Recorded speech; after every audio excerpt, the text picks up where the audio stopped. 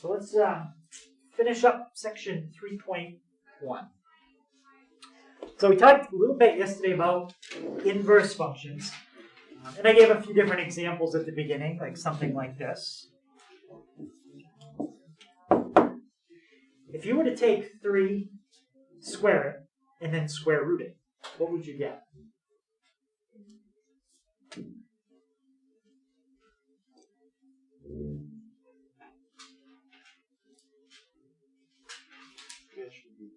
Yeah, you'd get 3, right? Because you'd get exactly back what you started with, because squaring and square rooting undo each other. What if I took something and I added 5, and then I took that and I subtracted 5? What would I get in that case? Oh, right? X. Yeah, I just get back x. And the reason is positive 5 and negative 5, positive addition and subtraction are inverses. They cancel each other out. Right? So, what do you think would happen? How do I want to do this? All right, let's do it on a separate page for a second.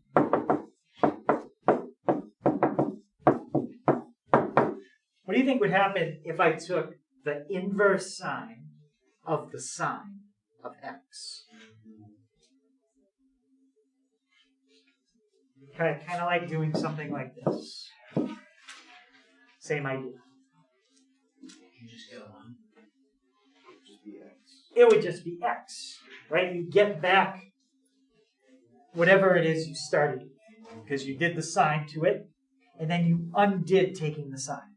So just like here, you took a number and you squared it, and then you undid squaring it, you get back what you started with. So if you take the inverse sine of the sine, the answer that you get is whatever you started with right there.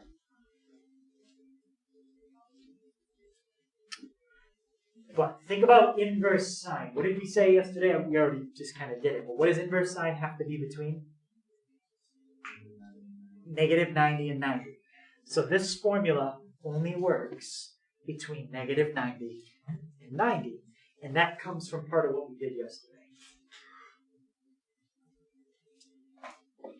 If you're doing it in radians, that's negative pi over 2 to pi over 2. So let's pick a number between negative 90 and 90, and let's try it. Okay, so we're going to type in the inverse sine, which it's a good time to review that. How do you get inverse sine on the calculator? Yep, so inverse sine of the sine. And now somebody pick a number for me between negative 90 and 90. 25. So when I hit, Chris, can you sign back in for me? Oh, yeah. Thanks. When I hit enter, what do you think I'm going to get? 25. Yep, I'm going to get 25. I'm going to get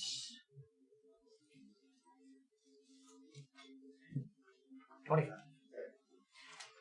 Why didn't it work the first time? Yeah, I was in radians. If I was going to do this in radians, you need to be between negative pi over 2 and pi over 2. Negative pi over 2 is about negative 1.5. Positive pi over 2 is 1.5. 25 is not between those two numbers. Okay. But in degrees it is. Yep. Have you changed it over? You just press the mode button, and then you pick radians or degrees. Okay, let's pick another one between negative 90 and 90. Let's do negative 8. And when I hit enter, I get the same thing back. Let's try one that's not between negative 90 and 90. Okay, someone give me a number that's not between what I said it had to be. 100. 100. So when I hit enter, look what happened. I didn't get back the same answer I started with, because you didn't follow the negative 90 to 90. So this formula only gives you back what you started with if it was between negative 90 and 90. Okay, let's look at the next one. Formula 2b. Similar to formula 2a, but it's a little different. If you look quick, you might think it's the same. Does anybody notice what's different about it?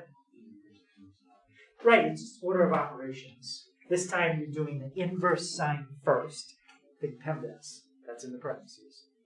Then you're taking the sine of that. Okay, there's no multiplication here. This does not represent any multiplication. It just means plug a number into inverse sine, get that answer, and then plug that answer into the sine function on the calculator. So the two do cancel out.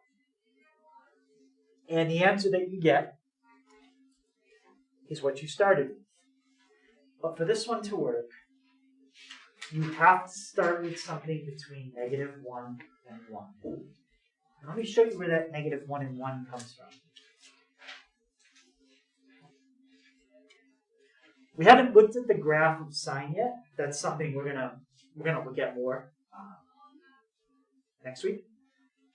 This is a good time to just show you what it looks like. Okay, the graph of sine is it's a wave. And I want to look at how high and low that wave is.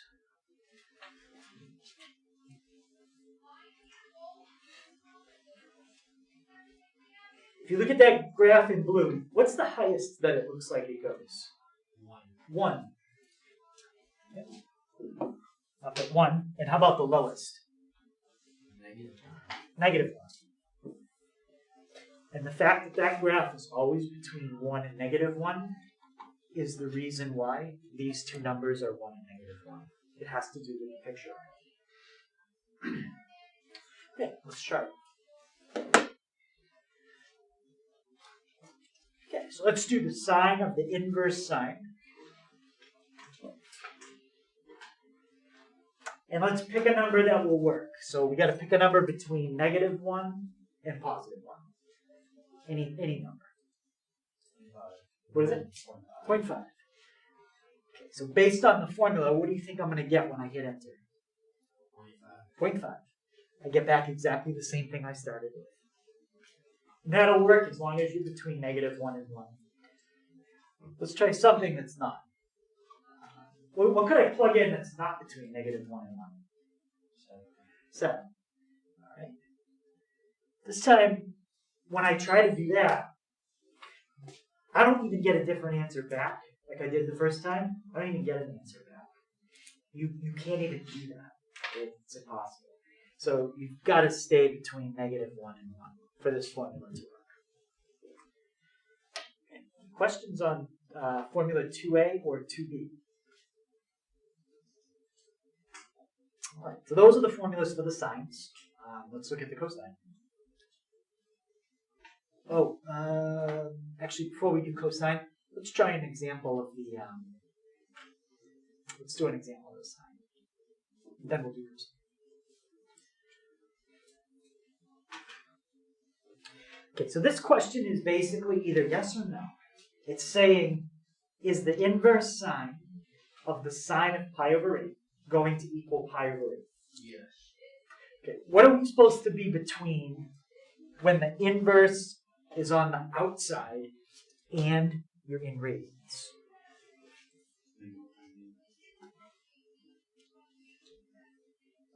So what are we supposed to be between when the inverse is on the outside and you are in radians, not degrees?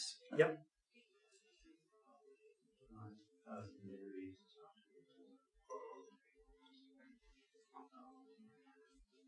Yeah. Negative pi over 2 and pi over 2. We're supposed to be between negative pi over 2 and pi over 2.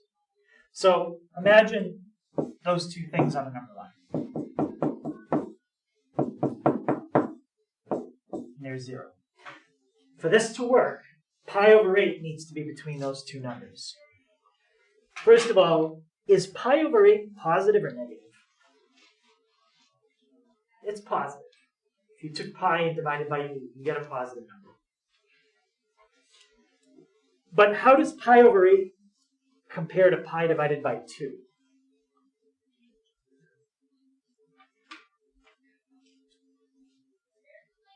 about 1. How does pi over 8 compare to pi divided by 2? Oh, Tony, I'm sorry. Yeah, go ahead. What was the question again? How does pi over 8 compare to pi divided by 2? Smaller. It's smaller, right? If you divide something by 8, it's definitely smaller than if you just divided it in half. So pi over 8 is smaller than pi over 2, but we agreed it's still positive. So it's somewhere, it's like somewhere in there. So does it fall between negative pi over 2 and pi over 2? Yeah. So the answer here is yes. That works fine. So this one. Is the inverse sine of the sine of 3 pi over 2 equal to 3 pi over 2? Okay, so first thing I look at is, where is the inverse? Inside or outside? It's outside. So we're going to go back up and find the formula where it's outside. That was the first one. So we are supposed to be between negative pi over 2 and pi over 2. Let's go back here. So same thing as the one above it. I can just use the same picture. If you triple pi over 2, is that going to be between negative pi over 2 and pi over 2? Over. No, it's over, right? The maximum you can be is pi over 2. Well, this is triple that. So that it's like it's way over here. 3 pi over 2 is too big. So what would be the answer to this one? No. No. That doesn't work.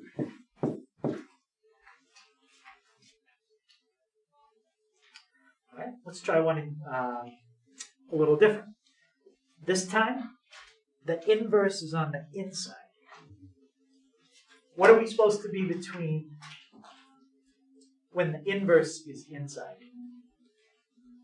Negative 1 and 1. Negative 1 and 1. Is that number between negative 1 and 1? No.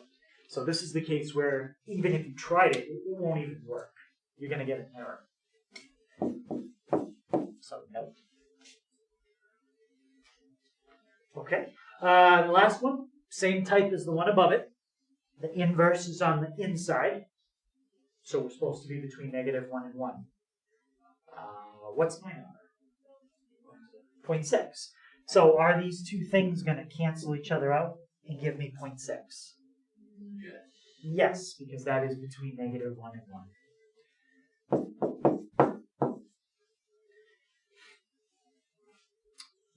Any question on it? So that's how you could have the question as like a yes or a no.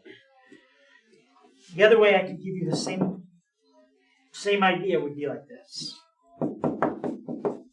Instead of asking you a yes-no question, I'm going to ask the same one in a different way. Simplify. Sine of inverse sine of 0.6. If I ask you to simplify something, don't write yes. Simplify means that I'm looking for a number. So when it says simplify, don't write yes or no. If you took the sine of the inverse sine of 0.6, what would you get? You would get 0.6, yes. So in this case, that's how I want you to write the answer. I wouldn't give you a problem that can't be simplified and then say simplify. I mean, if I did, you could just write no solution. But if I ask you to simplify, that's because it's going to work. And then the answer is basically just whatever number I put in the problem. Okay, let's look at the cosine.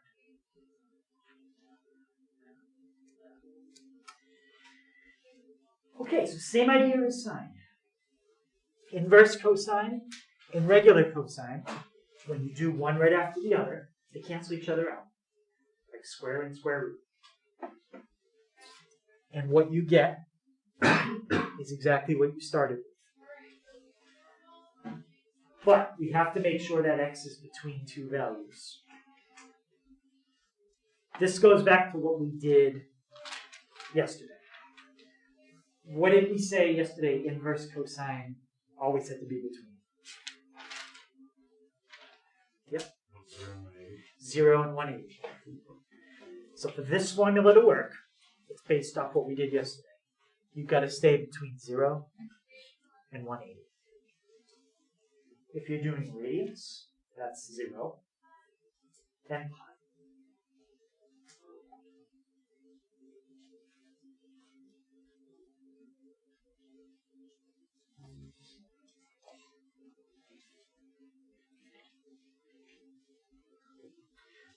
Okay, so when we go through, the first formula we always do is the one where the inverse is on the outside.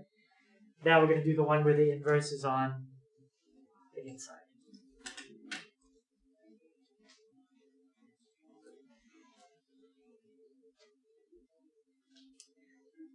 Now in the last formula, this one had to do with how high and low the graph is.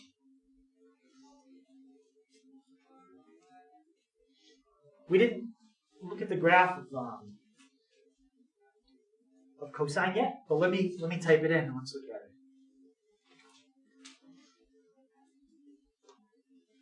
How high and low does that one look like it goes?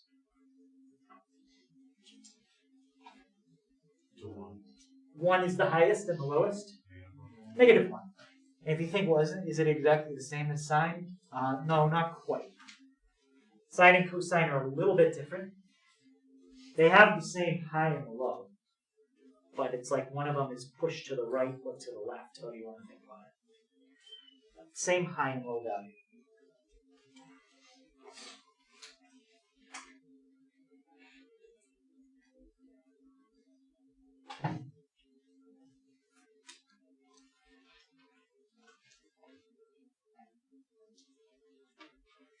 So we tried 4 problems when we did the ones with sine. We're just going to do 2 here because it's kind of the same idea.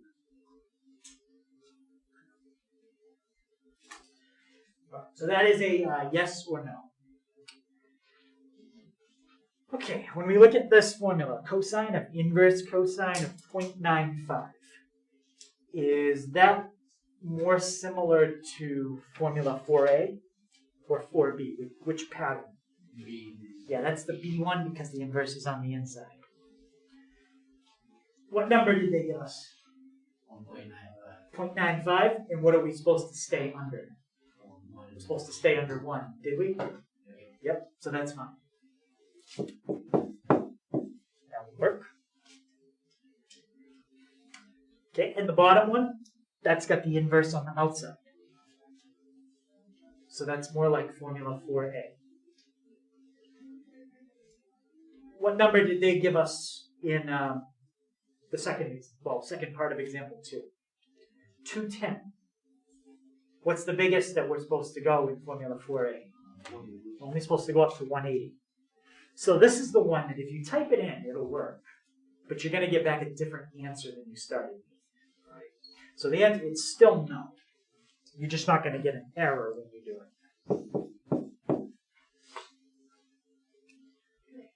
Questions on it?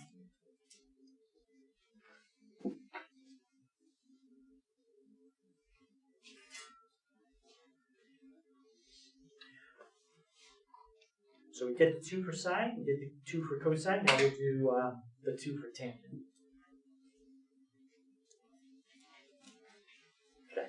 So if you take the inverse tangent of the tangent, those two things cancel each other out. And you will get back what you started with. What do you think you have to be between this time? It follows the same kind of pattern as everything else. So is it exactly the same as this one? Negative 90 to 90? No, what's the difference? You can't be negative numbers, negative 90. Right, you can't equal the negative 90 or the positive 90. And if you look on your chart from yesterday, you will see undefined. Okay, and the last one we're going to look at is when you switch them. So you put the inverse on the inside. And if you take the tangent of the inverse tangent, you'll end up getting back exactly whatever number you plugged in to start with. Now the rule here is always you look at the graph and you see how high and low it goes. Okay? So let's put in the graph of tangent. And let's see how high and low it goes. I'll leave the other two there and I'll just put tangent on top of everything. So you're going to look at what's in black.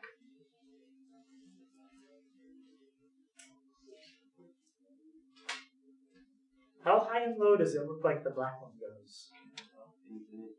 Infinitely. It does keep going up and down forever. It doesn't stop. So what that means here is we can go as high or as low as we want. This formula works all of the time. When you see inverse tangent on the inside, you shouldn't even think about it. The answer is yes, it always works. Okay, so let's look at that one. The tangent of the inverse tangent of 30.4. Is that going to work? Yeah, Tom? Yes. Yeah. When inverse tangent's on the inside, this formula works all the time. You can't make that one not work.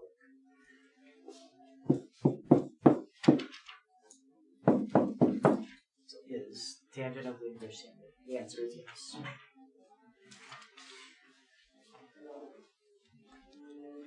Okay, so any questions on that?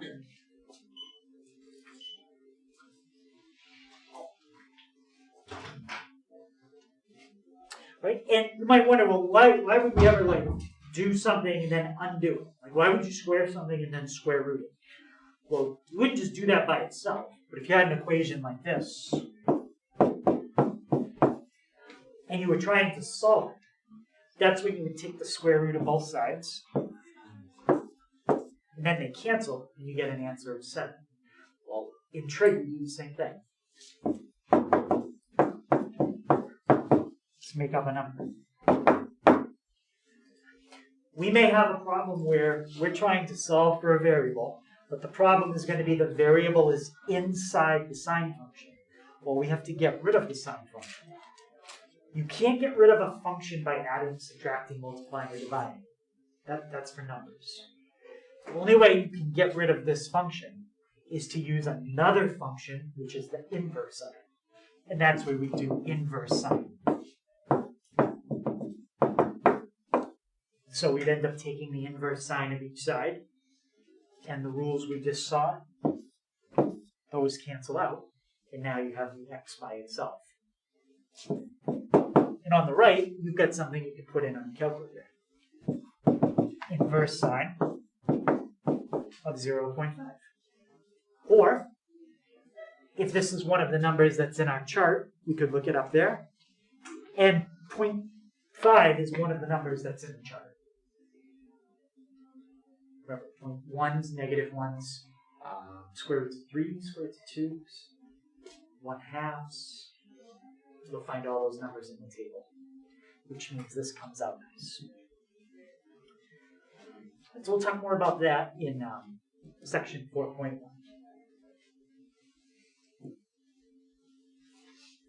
So, last section.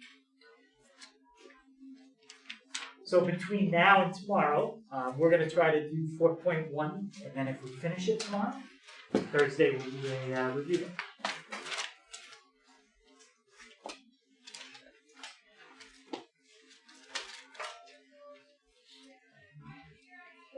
In this section, we're going to talk about right triangles.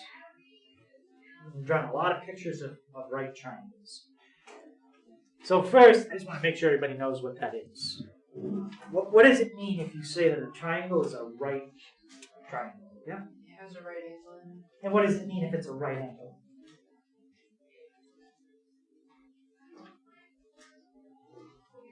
Like, yeah, it's 90 degrees. It's 90 degrees, yeah. So, a right triangle is just a triangle with a 90-degree angle. can be drawn lots of different ways. You could have a really like tall one like that. You could have one that's more like that. And the symbol that we usually put on the triangle when it's a 90, we draw that little, almost looks like a little box in the corner. That means it's 90. What else? What do we call the side that's the longest? It's across from the 90. Yep. Hypotenuse. Yep, that's the hypotenuse. And what do you call the other two short sides? Anybody know? Yep. Legs. Yep, those are the legs. Good. So there's a diagram of a right triangle. The legs are the short sides, and the hypotenuse is the long side.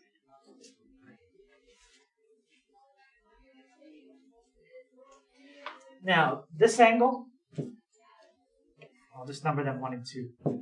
Angle 1 and angle 2.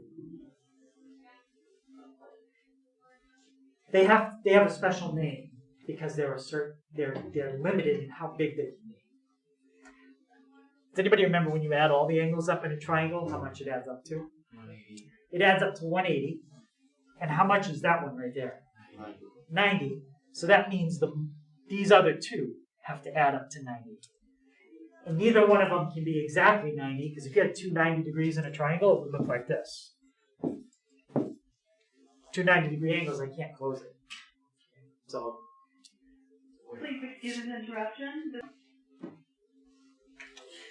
all right. So those other two angles are limited to being less than 90.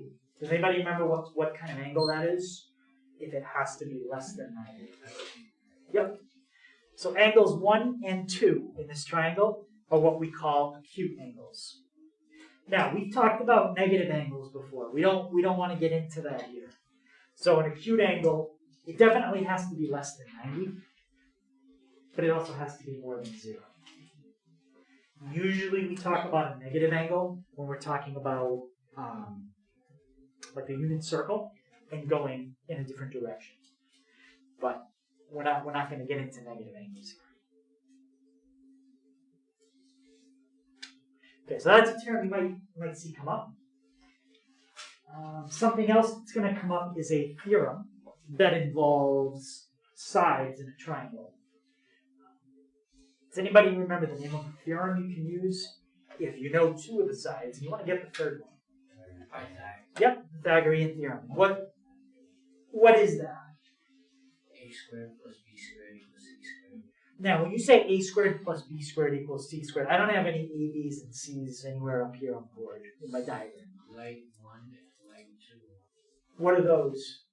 That's your A and B squared. So a and b are the legs, and what about c? That'd be your hypotenuse. That's your hypotenuse. So the idea of the Pythagorean theorem, whatever letters you want to use, a, b, and c are the most common. The idea is one leg squared plus another leg squared equals hypotenuse squared.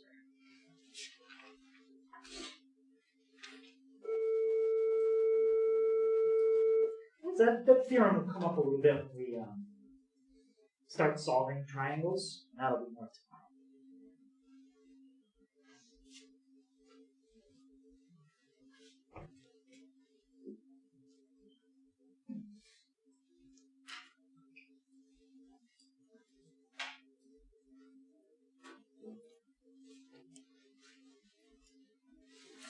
So what we're going to do in a second is I'm going to give you definitions of the 6 trig functions, the sine, the cosine, the tangent, the cosecant, secant, and cotangent.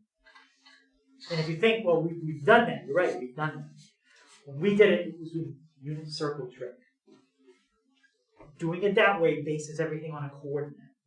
We're not going to base anything on a coordinate this time. We're going to do trig, but we're going to base it on a triangle instead of a coordinate on a circle.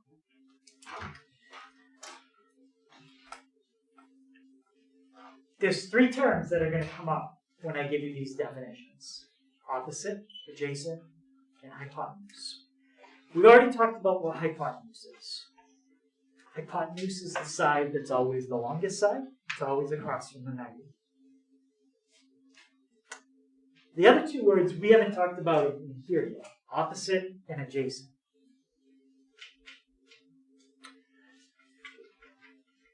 Opposite and adjacent are kind of like left and right. What I mean by that is left and right is not always the same way. It depends which way you're facing. Right? So for me, left is the door, right is the window. For you, that's the opposite. Now if I face this way, left is the board, and right is the back of the room. So opposite and adjacent are relative to which way you're facing in the triangle. How do you know which way you're facing? Well, they're going to put a mark, usually the Greek letter theta, on one of the acute angles. Where they put that symbol, that's your reference point for this problem. So pretend like you're standing right here and you're looking out at the triangle. The side that's furthest away would be called the opposite. The side that's right next to you is the adjacent. And if you think, well, wait, there's two sides that are right next to me. I'm standing right there. Yes, but one of them we already have a name for, the hypotenuse. So opposite is the side that's furthest away. If you were standing at this angle, it's the side you can't touch. It's too far away.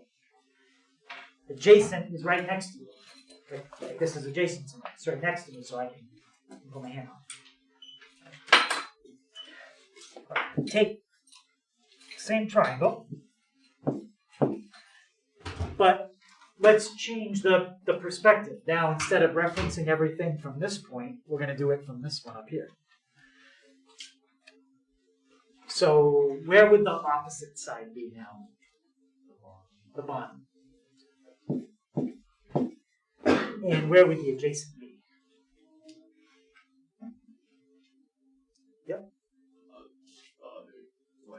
The other leg, yes. That's a good way to think about it. Opposite and adjacent are always legs. Because the long side is the hypotenuse. Alright, so what I can't do is I can't tell you that the bottom is always opposite. 50% of the time it is. But then sometimes it's adjacent. It depends on where you're standing in the triangle. And so any questions on identifying opposite, adjacent, and hypotenuse? I didn't write out the full word, but I usually use these abbreviations. That's what I use.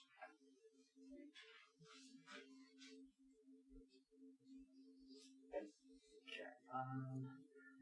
Opposite, I already about that. Adjacent. All right, so let's look at the 6 trig functions. So what I'm about to give you, these are definitions. They are not something you can prove. It's not really something you can ask why. It's just a definition. All of these definitions are based on the length of two sides. So if you want to find what's called the sine of an angle in a triangle, you need to take the length of the opposite side and divide by the length of the hypotenuse. So all these formulas are a length divided by another length. All. If you want to find the cosine of something, you need to take the side that's adjacent to your angle and divide by the hypotenuse. If you want to find the tangent, you need to take the length of the opposite side, divide by the length of the adjacent side. And some people, they try to remember this. There's kind of like an acronym you can use to remember it. Sine is opposite over hypotenuse, SOH. Cosine is adjacent over hypotenuse. And then tangent is opposite over adjacent. SOHCAHTOA. Has anybody seen that one? Sounds familiar. So the idea is sine is opposite over hypotenuse. Cosine is adjacent over hypotenuse. Tangent is opposite over adjacent.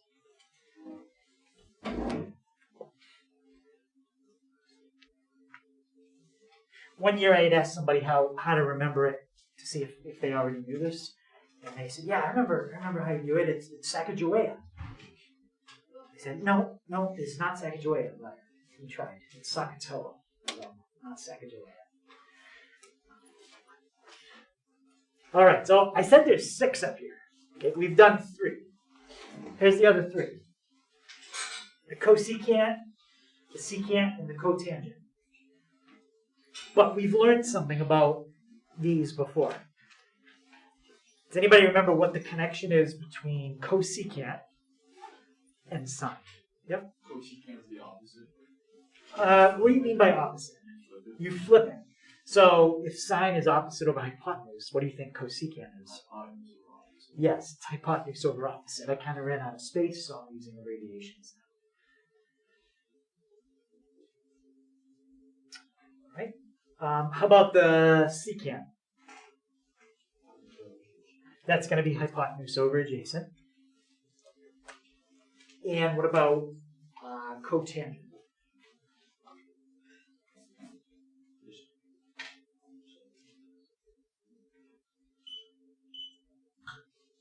Yep. Adjacent over opposite. Adjacent over opposite. Good. So the 3 that we use the most are sine, cosine, and tangent. Those are the ones you have buttons for in the calculator. It's not that we can't use the other ones, but we just won't be using the other ones, especially tomorrow. Okay, we might do a little with them today, but not tomorrow.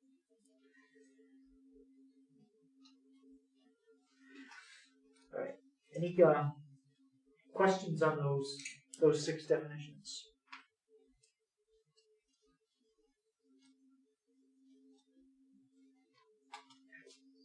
All right, let me show you what we do with them. So this question says, find the 6 trig functions, that's what I just had on the other page, of this picture. Now I got to give you at least 2 sides in the picture for a problem like this. And we're going to find all 6 of those things. Now, some of these 6 we could already do. 2 of them we could do. But the other 4, we are missing something. I'm missing the hypotenuse in this triangle. So I would find that first before we start doing all of these. How do I get the hypotenuse here? Yep. A squared plus b squared. Equals c squared? Okay, so let's call this c because we don't know it. Can you set up my Pythagorean theorem for me with the 3, 4c? 4 squared plus 3 squared. Yep. Equals c squared. Okay, that's 16 plus 9, which is going to give me how much? 25. 25. And then you can square that. Square root it. Right, and now this is where the kind of thing we just talked about. Squaring is a function. The only way to get rid of the squaring function is to use the square rooting function. So it undoes it.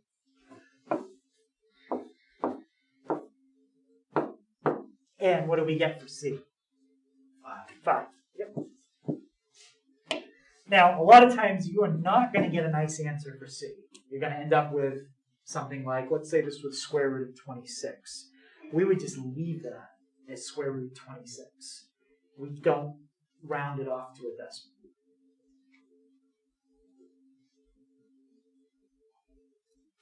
Okay. Unfortunately, what can happen when you leave a square root is we're going to be creating some fractions in there. And what are you not allowed to do if you have a square root in a fraction? Have a 0 on the bottom. Well, you can't have 0 on the bottom, but what else can't you leave in the bottom? 1. You can't leave the square. Right, you can't leave a square root in the bottom. So if you ended up, with something like 2, 3, what would that be? Square root of 9, 13. If you ended up with a problem like this, and all those numbers are correct, I just did it quick. When you do, say, the sine of theta here, sine is opposite divided by hypotenuse. You can't leave your answer like that. So you just got undefined? No, you just multiply top and bottom by the square root to fix it. So you have to multiply the top by square root of 13 and the bottom, and you get 2 times the square root of 13 over 13. I think we probably talked about that at some point when we did square roots. We're not going to have to worry about it in this problem because we have all nice numbers in our triangle. Okay, so let's do our problem, which is a nice numbers.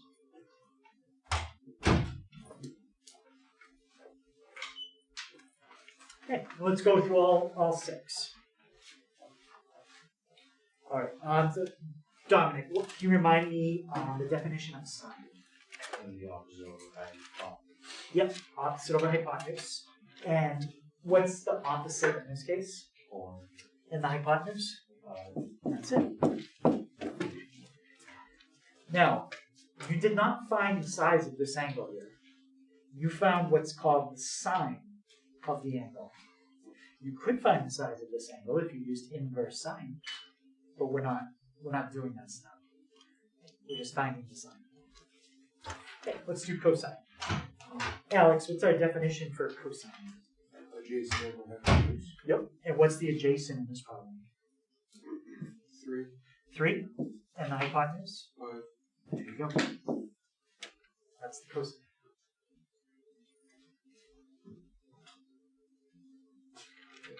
Austin, what's the formula to find tangent? Opposite over adjacent. Yep. What's the opposite?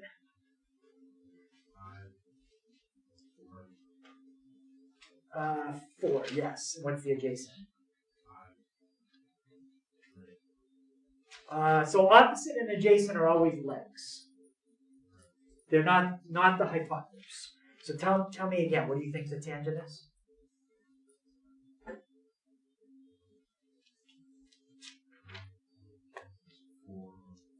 4 over 3. So opposite is 4, adjacent is 3. No square roots we have to deal with, so nothing to fix. Okay, we got the first 3. What am I going to do with those to get the second 3? Flip them. So the cosecant is 5/4. Curtis, how about my secant? 5. Yep, 5/3. And Cameron, my cotangent? 3/4. 3/4.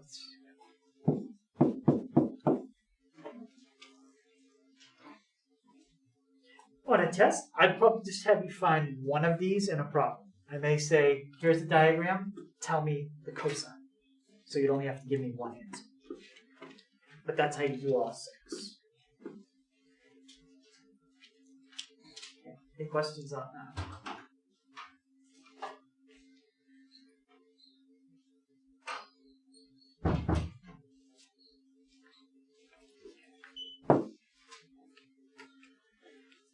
All right, so the last thing we're going to get into is going to involve complementary angles. So first, do you remember what those are? Something you study in geometry, right? Nothing we've talked about yet. Complementary angles have to do with 2 angles. Do they have to weigh? So you usually study complementary and supplementary at the same time. And supplementary is what adds to 180. This equals to 90. They add up to 90. So complementary angles add up to 90 degrees. So just make sure we're clear on that before we keep going.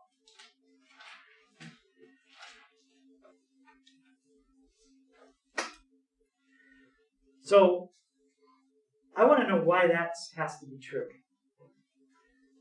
We kind of already talked about it a little bit. But I want to know why angles 1 and 2 in that picture, why do they have to be complementary? Because it's already a 90-degree angle and has to add up to 180. Right.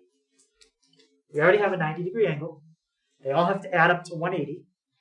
So that leaves 90 degrees left for angles 1 and 2 together. Well, if angles 1 and 2 together add up to 90, they're complementary.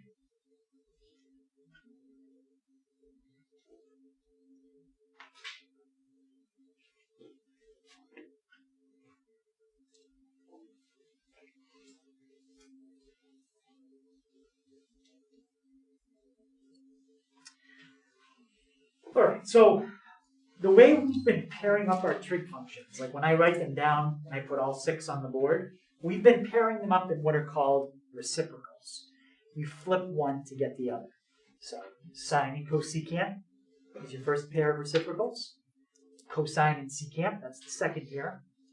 Tangent and cotangent is the third pair. Well, you can pair them up as reciprocals, but you can also pair them up in a different way, which is called cofunctions. And just like reciprocals, there's 3 pairs. Well, there's 3 pairs of these too.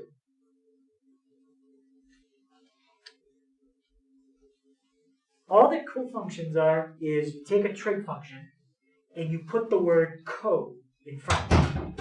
That's called a cofunction. So if I had the function sine, I put the word co in front of it, and I get something called cosine.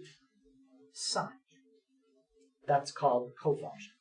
Sine and cosine are cofunctions. How about secant? If you put the word co in front of it, what function do you get? Cosecant. So these two are what we call the second pair of cofunctions. Secant, cosecant. And how about the last one? You've got tangent. And what would its cofunction be? Yeah? Cotangent. Cotangent. Tangent and cotangent not only are cofunctions, they're also reciprocals like we've been doing. They're both. They're the only two that are both. Now, if I asked you for the cofunction of cosine, you wouldn't put the word co in front of cosine and say cocosine. You just say sine. So sine is the cofunction of cosine, and cosine is the cofunction of sine. They're cofunctions of each other. Don't say cocosine. It doesn't make sense.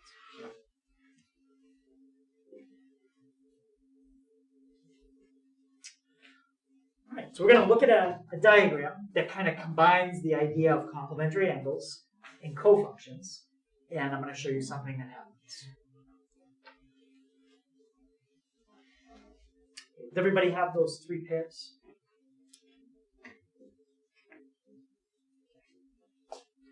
Let's look at this diagram.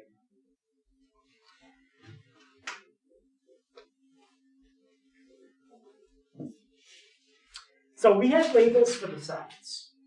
The labels that we use for the sides, everybody's pretty used to, A, B, and C. Same labels you use in Pythagorean theorem. But when we have to label more than one angle that we don't know, we usually don't use theta. Theta is used a lot of times when you have one angle you don't know. But when you have 2, they use the Greek letters alpha in the lower left and beta up at the top. This is the diagram that we're going to use when we set up a triangle. What's important in the diagram is you always keep the Greek letter alpha across from the English letter A. And you keep the Greek letter beta across from B. So you can draw your triangle different, like facing a different way. That's fine. And if you put A here, B here, and C here, that's fine too. But now you need to put alpha across from A. And you need to put beta across from B. That's so we can keep track of things when we start doing it on. Now, some textbooks, our textbook doesn't, but some use lowercase letters for the sides, and then they use capital letters for the angles. I think using lowercase and capital gets a little tricky, because if you don't use the letters A, B, and C, let's say you use like a capital, I don't know, a capital O, that'd be an awful choice. Not only because it looks like a 0, but a lowercase o and a capital O, I can't tell the difference between them. So then it starts to get confusing. This way, if we write down a Greek letter, you know we're talking about an angle. If we write an English letter, we're talking about a sine.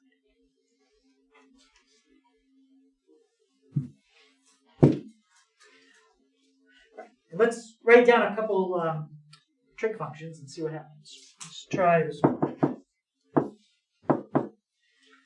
It's just like what we did before, except you're not going to have any numbers for your sides. You're going to have A, B's, and C's.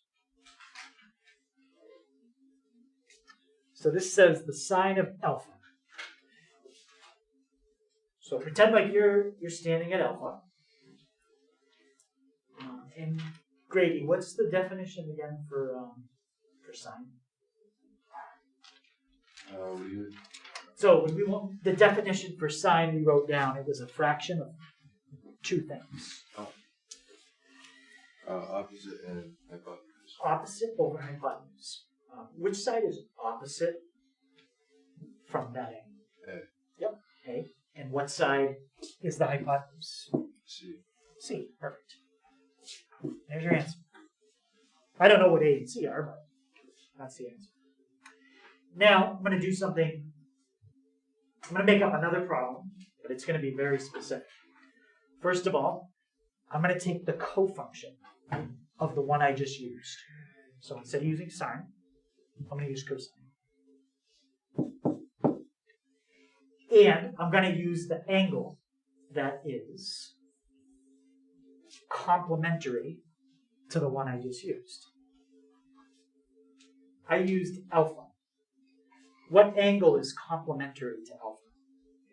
Beta. That's the one that adds up to 90. Okay, so I did two things to make up this problem. I changed this function to its cofunction, and I changed this angle to its complement. Let's see what we get. So cosine. Fiorella, what's the formula for cosine? Hypotenuse over opposite, right? I think you're thinking of cosecant. Yeah. So it's adjacent over hypotenuse. Adjacent over hypotenuse. 1. What side is adjacent? To beta. C. Adjacent has to be a leg. C is not a leg. A. So A over cosine is adjacent over hypotenuse. What's my hypotenuse? C. C. So what do you notice about the sine of alpha compared to the cosine of beta? They're the same. They're exactly the same. And that always happens. If you have two things that are cofunctions, and you have two numbers here that are complementary, these answers will be the same. We start doing real numbers. They always come out the same. And that's called the complementary angle theorem. Very short theorem. It just says if you have cofunctions of angles that add up to 90, you will always get the same answer. That's what I just tried to show you.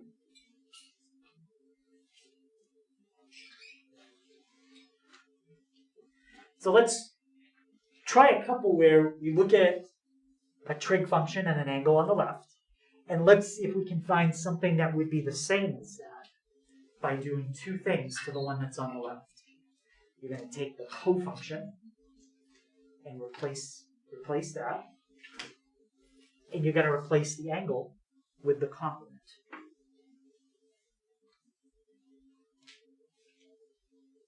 Start with sine of 30. What's the cofunction for sine? Yep. Cosine. Cosine. And what angle is complementary to 30? Yeah. 60. 60. So the cosine of 30, I'm sorry, the sine of 30 and the cosine of 60 are exactly the same thing. You can check it. Type in the sine of 30. Actually type in the sine of 30. You get 0.5. Type in the cosine of 60. You get 0.5. They're the same thing. Right, let's try this one. Tangent of 15. What's the cofunction of tangent? Cotangent. And what angle is complementary to 15? 75. Cotangent 75. Those two things would be the same. Now, does that tell me what the tangent of 15 is? No, I think it's calculated. But it tells me it's the same as that, which is handy to know. All right, how about this one? Secant 40. That would be the same as what of what? Cosecant 50. Yep.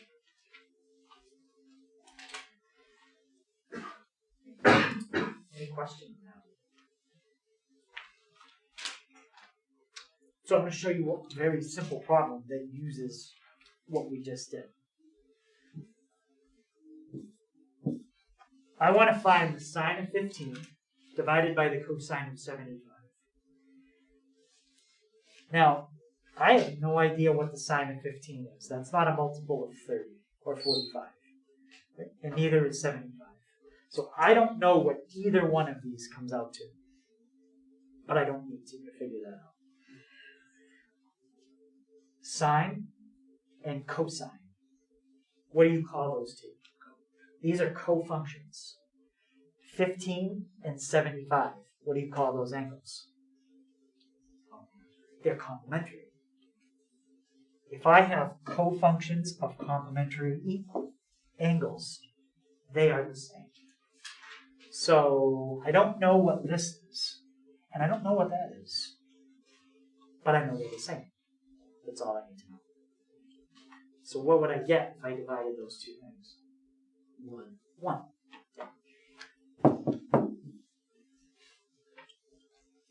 Doesn't matter what they are, you know they're the same.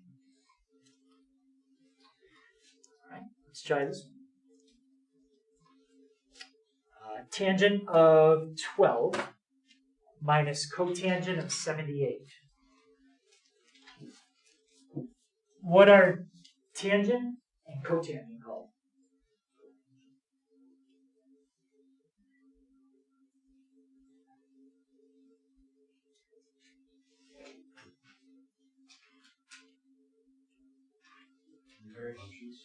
Not inverse. Tangent and inverse tangent would be inverses. Tangent and cotangent are... Complementary angles. No, that applies to numbers. 12 and 78 are complementary angles. That was my next question. Cofunction. But tangent and cotangent are cofunctions. So these are cofunctions. These are complementary. So what does that mean we know about... We'll call that box 1 and box 2. What do we know about the value in box 1 compared to the value in box 2? They are the same. And we're subtracting two things that are the same. So what do you get? 0. Now, would that work if you added two things that were the same? Like if I put a plus sign there? Like if you add two things that are the same, you always get the same answer. No, 2 plus 2 is not the same as 3 plus 3. When you add two things that are the same, you get the thing you started with doubled. But you'd have to know the thing you started with. So this trick wouldn't work with addition. But when you subtract two things that are the same, 2 minus 2, 3 minus 3, they're both 0. So that trick works. Okay, any questions on that? So that's called the complementary angle theorem. What did you say about the addition? Well, it doesn't work with addition because if I took two things that I add that are the same, I don't always get the same answer. Like 2 plus 2 is not the same as 3 plus 2. But 2 minus 2 is the same as 3 minus 3. So it works with subtraction, but not addition.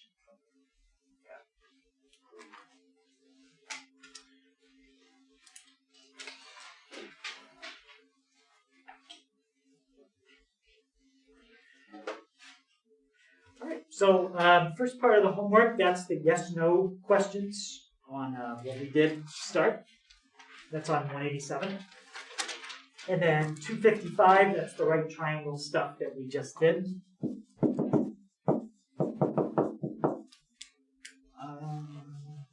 Let me just check if there's, I think actually 19 and 21. That's like the last problem you just did. So, yep, that's fine. I was going to add it, but we don't need to. It's already in there. So that's the homework for tonight.